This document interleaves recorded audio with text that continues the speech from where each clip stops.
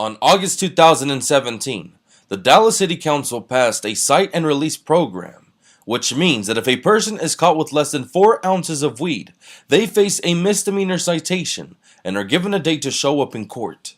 The date to execute the cite and release program was set for October 1st, but when that date came, however, bureaucratic nonsense got in the way of that, so the date was moved 2 months down to December 1st. This cite and release program makes it so that those who are caught with marijuana are not automatically thrown behind bars. They are processed into the system, and their marijuana confiscated. They are given a date to show up in court, and then finally released to live out their lives, at least until they have to show up in court to be convicted all the same.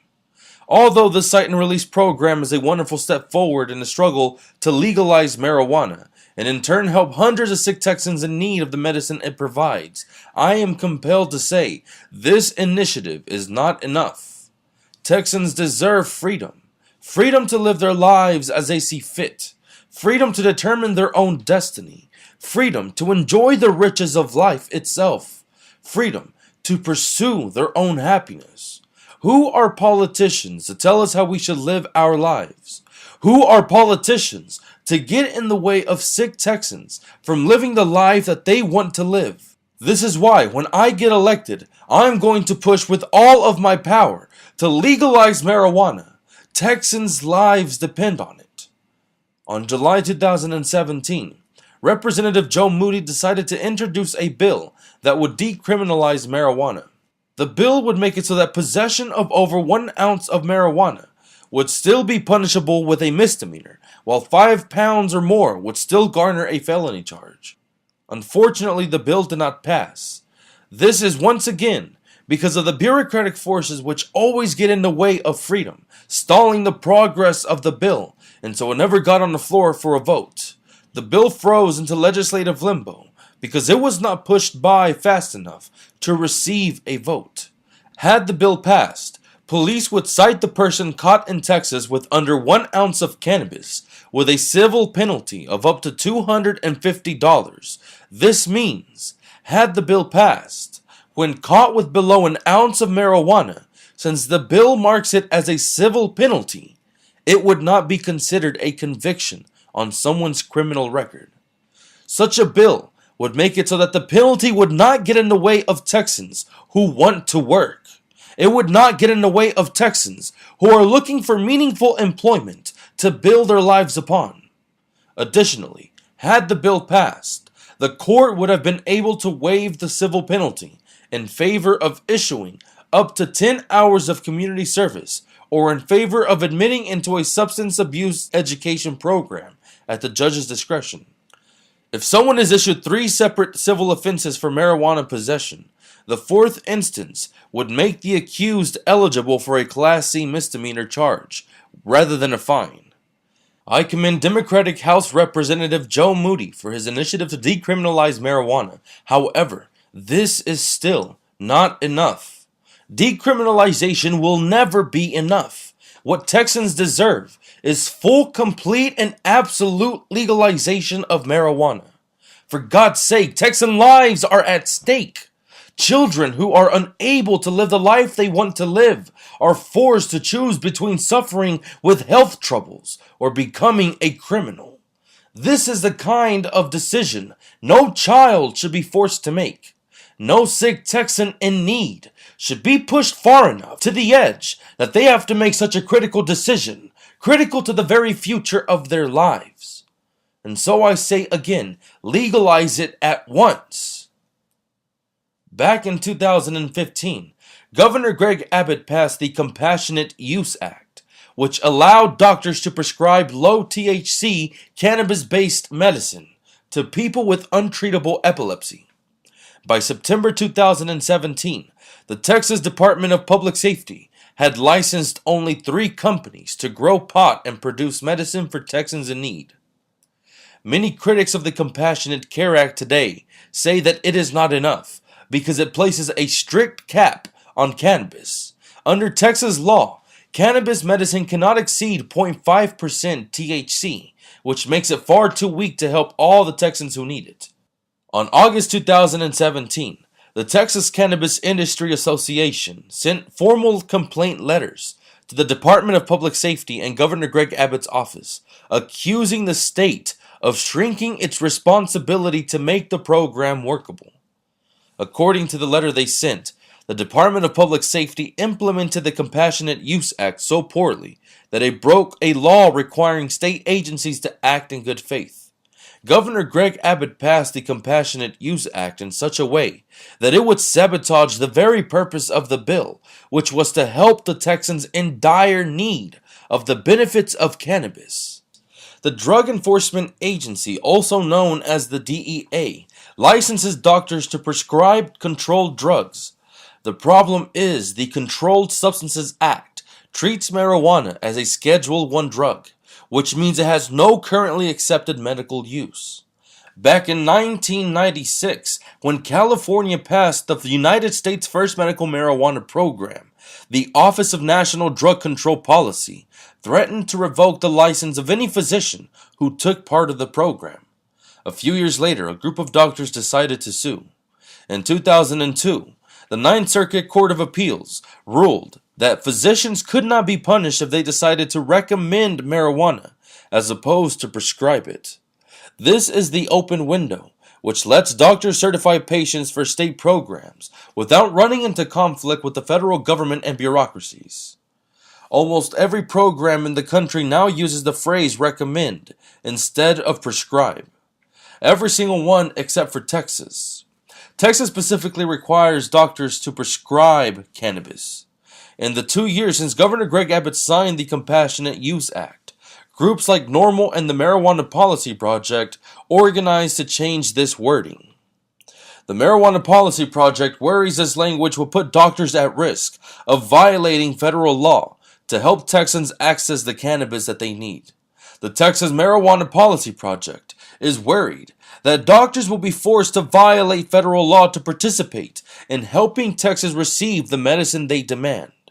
But this is why I believe we need libertarians in Texas. The leadership of libertarians would call out against the claws of the federal government that creep upon the affairs of state politics. Libertarians would rise against this nonsense. Even the Constitution forbids the federal government from getting involved in the subject of marijuana.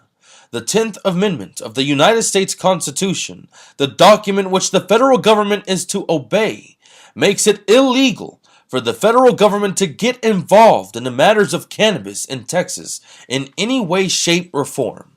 The 10th Amendment of the United States Constitution says it very clearly. The powers not delegated to the United States by the Constitution, nor prohibited by it to the states, are reserved to the states respectively or to the people. What this means is the federal government, Congress, the President, the DEA, and all of the federal bureaucracies and politicians have no business in telling Texans what they can and cannot do. Federal bureaucrats and politicians have no business in telling Texans that they cannot legalize cannabis. Doing so violates the very document that gives breath and life to the federal government itself. If the federal government can force Texans into the impositions of a handful of politicians in Washington, if our very own elected officials in Congress can violate the Constitution, then lawlessness reigns in America. If Congress itself cannot even obey the Constitution, why should they expect Texans to obey the laws that they pass? If there is no respect for leadership in America, it's because leadership has no respect for its people. No one is above the law, and especially not politicians who chip away at our freedom. When politicians tell us consuming, possessing, or growing cannabis is bad, even when there have never been any deaths caused by cannabis unlike alcohol and tobacco, then it becomes increasingly easy to see that all that these self-righteous politicians aim to do is tell you how you should live out your life. When politicians want to jeopardize an opportunity for Texans, even when it has proven to exhibit marvelous economic, social, and medical benefits, then there is clearly a strong need of reasonable reform in Austin. What we need in Austin are libertarian leaders willing to call for nullification and Texas sovereignty. What we need are libertarians who will fight for the self-determination of Texas. Leaders who will put an end to the nonsense in Austin, which only caused Texans agony and suffering. Cite and release is a great step forward in Dallas, but the program did not go far enough for Texas. The Compassionate Use Act, signed into law by Greg Abbott, is a weak attempt at fixing a critical issue which impacts the lives of Texans.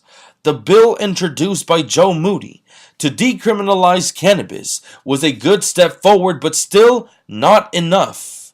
The only thing that will satisfy me is the absolute legalization of cannabis so that we can reap the jobs that come with it, so that we can benefit from the revenue that it generates, so that we can help the Texans in need of the medicine it provides, so that we can stop jailing Texans for victimless crimes. The benefits that come with cannabis are marvelous, and no politician should stand in the way of that. Throughout the history of the world round, freedom has always been the vital value which brings progress to humankind. Now more than ever before, Texans need libertarian leaders to fight for freedom and justice for all. This is the only way we will make progress in Texas. The only way we will be able to help Texans in dire need of legislation to legalize cannabis.